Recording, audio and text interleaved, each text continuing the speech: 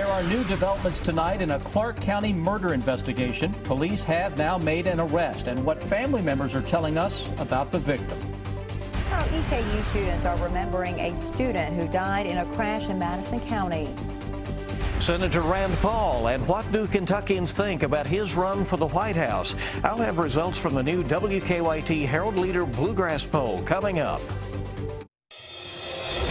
Tracking, alerting, protecting. This is WKYT News at 6. Good evening to you. Thanks for being here with us. What police say started as a fight ended with murder. Tonight we are learning more about a shooting that left a Madison County man dead. Within the last few hours, police telling us that they have arrested 46-year-old Don Attaway and charged him with murder. Police say that early this morning, someone found the victim dead outside his car on 8th and Boonesboro Road in Clark County. Our Sam Smith talked to people who live nearby. It's our top story at 6. There's a crime scene next to the old rock quarry in Clark County off of 8th and Boonesboro Road. It's generally quiet down here. Investigators were called out here around 12:30 last night. It was a scene that caught the attention of Tom Cottrell's dogs. They were pretty excited. The body of 25-year-old Roy E. Combs was found here. He would have turned 26 today. Police say a fight led up to his death, and this man, Don Attaway, played a role. Police have not said what that role was, but he is charged with murder. Officials say Combs was found outside of a vehicle, and it appeared he had been shot. He was pronounced dead at the scene. Here's what we learned about him. This is a mugshot from a previous arrest. He's been charged with felony burglary and assault in the past, but nothing like that in the last 3 years. Another person was injured in the fight. That person has non-life-threatening injuries. Police are investigating what led up to all of this. Folks like Cottrell say whatever happened here is out of the ordinary for the area. This used to be a zone that had important drug dealers. We don't seem to have those anymore, so this is unusual. Yeah. In Clark County, Sam Smith, WKYT. Roy Combs' family members gathered for a vigil in Richmond this afternoon, and they tell us they'll be fighting for justice in the case. I don't think that anyone that knew him will ever forget him, that's for sure. He was one of a kind. I do hope that the people who did this pay for what they did to my brother. I hope that they suffer just as much as his family has suffered. And new tonight at 11 on WKYT, Combs' family tells us how they want him to be remembered. Tonight, Interstate 64 is still closed in both directions in Shelby County because of a deadly accident. Police say 5 vehicles were involved in the crash at exit 35 in Shelbyville. Officer Don shot this video from Sky First. Police say a tractor trailer ran into the back of one car, causing a chain reaction. They say the driver of the car hit by the tractor trailer died at the scene. 3 other people were taken to the hospital for minor injuries. Police are not sure when the interstate will reopen. New tonight, Lexington police have arrested a man they say is connected to more than a dozen robberies. Police have charged 35-year-old Edward Hale Jr. with robbery. They say he's connected to robberies at restaurants, stores, and gas stations between January and last month. In many of the robberies, police say Hale worked with Darnell Thomas. Police arrested Thomas in early March. And during one of the robberies at the Tobacco Zone on North Broadway, police say the clerk fought back, and that was caught on surveillance video.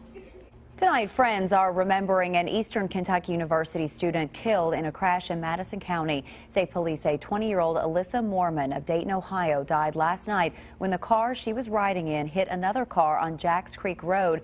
4 other people were injured. New at 6, Jordan Valines talks to some of the people at EKU who knew Mormon. The bright blue sky and shining sun couldn't mask the somber mood felt around EKU's campus. Anytime you lose a student, it's a tragedy on a campus. Students with heavy hearts as they mourn the death of one of their own. She was an excellent student and will be missed by those here. She had a very bright future ahead of her. A future cut short Tuesday when 20-year-old Alyssa Mormon was killed in a car crash along Jacks Creek Road. Moorman was finishing up her sophomore year at EKU and was part of the pre-nursing program. Moorman was with 3 other EKU students at the time of the crash. Caroline Durstock and Luke Backstrom have since been released from the hospital, while Cody Garcia remains in critical condition at UK. I know a number of his friends and fraternity brothers are in the hospital with him right now and with the family. The ripple effect of this tragedy also felt by another family, the EKU family. People are staying strong for each other and just working together to get through this. And even as the school year comes to a close, the memory of Alyssa still shines through just as strong as the sun in the bright blue sky. In Richmond, Jordan Valines, WKYT. The interim dean of students says plans to hold a vigil for Alyssa Moorman are still pending. Tonight, Richmond police are trying to figure out what led to a crash that sent 3 people to the hospital. The crash happened about 9:30 this morning on the Eastern Bypass near Richmond Mall. Police say a car and a pickup hit head-on. They say that 2 people were taken to UK Hospital with life-threatening injuries. A 3rd person was taken to Baptist Health, Richmond, with less serious injuries. The names of those people have not been released. A man ended up being shot after Lexington police say he broke into a home. Police say the man climbed onto a 2nd-story balcony, then forced his way through a back door at a home on Winburn Drive this morning. Police say the 2 women were inside at the time, and one of them shot the man twice, hitting him in the leg. Police say he was taken to UK Hospital with non-life-threatening injuries. They say he'll likely face many charges, including burglary. Police say that he knew the woman who shot him, but they tell us she will not be charged. Tonight, we are tracking the investigation into a large fight in a classroom at a Lexington high school. Bryan Station High School's principal said it appears 15 students met up in the classroom and even shot video of the fight. He says the school keeps classroom doors locked, but a student opened the door to let in another student, and the fight began. For whatever reason, every kid wants to film another kid fighting, and I don't know why that is. They communicate with when that's going to happen, where it's going to happen. The principal says one of the students involved was taken to the hospital as a precaution. He says some of the students will likely be punished. Tonight, the Knox County attorney is speaking out about a controversial plea deal in an abuse case. Last week, daycare owner Tracy Ford entered an Alford plea to misdemeanor criminal abuse. She was sentenced to probation. Ford had been charged with felony abuse after investigators say she sat on a 2-year-old last month. After the plea deal, state inspectors released an inspection report that showed other problems at the daycare. Knox County Attorney Gilbert Holland said today he was unaware of that report until after the plea deal had been signed off in court. It has been another day of great weather across the Bluegrass with plenty of sunshine and comfortable temperatures. Chief Meteorologist Chris Bailey has an early look now at your forecast. Just great out there. Yeah, it really is. You know, the more I look at our live sky cam, I'm just kind of itching to get outside and at least get some enjoyment out of the nice weather instead of just looking out on our sky cam. But boy, this is a heck of a view, isn't it? This is our weather garden behind the station. Beautiful conditions out there. Upper 60s, full sunshine. Winds, though, gusting up still around 20 miles per hour at times. Far cry from what we had yesterday. 66 degrees into the Mountain Parkway area. 69 Lexington, Richmond, right at 70 in the state capital of Frankfort. Thermometers into eastern Kentucky and especially the northeastern part of the state. A little cooler than everybody else. 66 into Mount Sterling and Ashland. Moorhead, 68. Likewise, again, into Richmond and the Danville area. Live first alert defender, forget about it. No precipitation out there this evening. It's a breezy one, but as soon as the sun sets, 2 things will happen.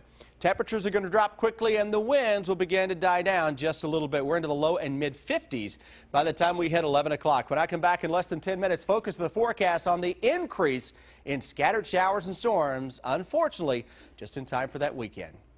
With an eye on the White House, Senator Rand Paul is out on the campaign trail. The Republican senator from Kentucky is the first candidate to open up an office in San Francisco. He's battling an ever-growing field of Republicans vying for the party's presidential nomination. But in Kentucky, he should have no problem. A new WKYT Herald Leader Bluegrass poll finds 26% of the state's Republicans back him. Mike Huckabee and Jeb Bush trail behind. No other Republican scores in the double digits. And new at 6, WKYT political editor Bill Bryant with more on Senator Paul and the poll. Good evening. Kentucky's Rand Paul has gone from Tea Party darling to U.S. Senator to now presidential candidate. But he has one big problem. His Senate term is up at the same time as the next presidential election in 2016. And under current Kentucky law, he cannot be on the ballot for both at the same time. Paul is already out on the presidential campaign trail, hitting important states and working to drum up support.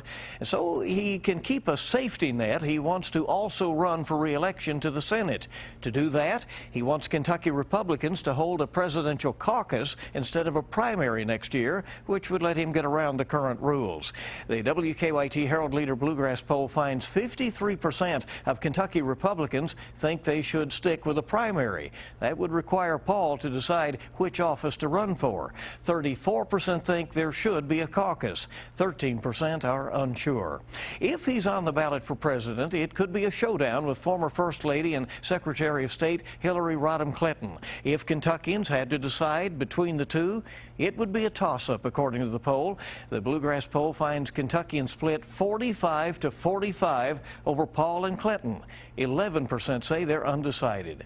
Survey USA talked to more than 2,400 people across Kentucky May 5th through 10th for the Bluegrass Poll. It was conducted for WKYT, the Herald Leader, WHAS-TV, and the Courier-Journal in Louisville. Bill Bryant, WKYT. For complete Bluegrass Poll results, including the governor's race and interactive graphics, just go to WKYT.com. A Central Kentucky man is creating a lot of buzz with his work while he has hundreds of thousands of bees in his home. That's next. And later in sports, UK AD Mitch Barnhart talking about a proposed contract extension for Coach John Calipari.